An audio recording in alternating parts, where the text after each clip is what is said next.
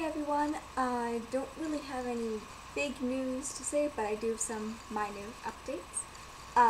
First off, yes, I have permission to use the cardboard boxes in the house, as well as the family's supply of fabric to make dioramas. My mom has actually given me the green light to use whatever ones I want. I don't even need to ask, which is great because we have a lot of fabric, including a lot there to make some very interesting wallpaper or pillows and that sort of thing.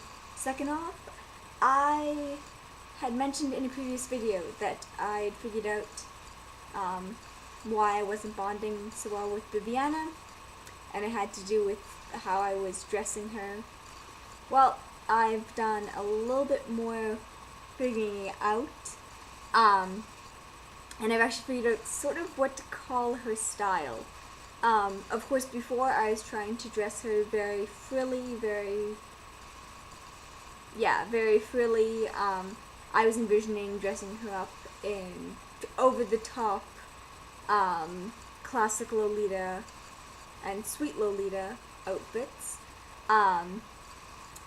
What I'm dressing her up as now is more country girl, actually. She has a couple of outfits. She has a couple of dresses, literally a couple too. Dresses that are like this. So they're still, they're still not ordinary kids' clothes, but they're far more traditional.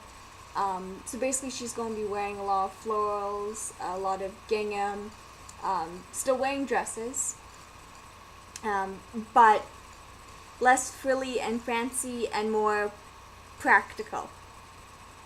Oh right, the other news.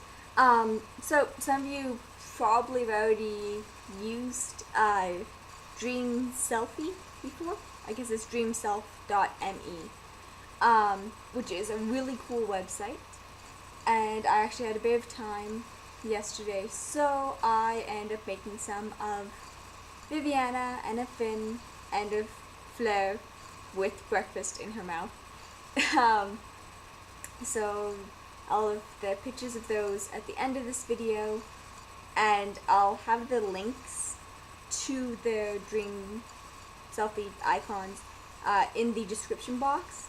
Because the cool thing about DreamSelf is not only do you have literally hundreds of options for everything, the other really cool bit is a lot of the stuff moves. So that's why I have the links in the description, just because some of the elements I chose do have movement, and to really get the full amount of cutesy, you need to click and see how everything moves. May have noticed that Viviana doesn't have her usual eyes in. She actually has Ethel's eyes in right now, because I want to see how Ethel's eyes would look in her. They are brown, but they're not quite the shade of brown that my web camera seems to be capturing. There's a lot more red in them, for instance. But the reason why I decided to try the different eyes in Vivi was one of the things that happens to Vivi in the story is that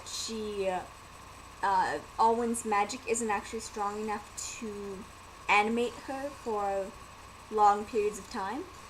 However, Viviana seems to be moving around still, like she spends most of the day up and moving around.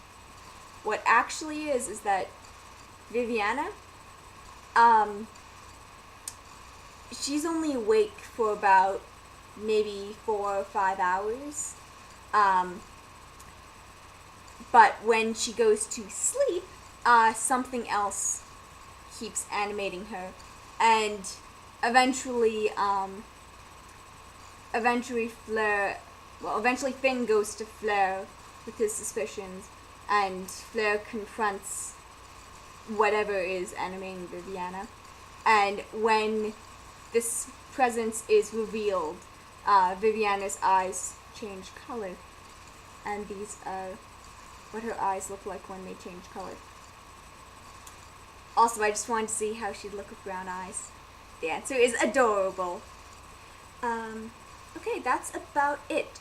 Except for if anyone's not busy around 9 p.m. Central Time, North American Central Time. BGD Addicts is going to be having a tiny chat, which essentially it's a video virtual chat room, and the chat is going to be at 9 o'clock p.m. Yeah, 9 p.m. Central Time.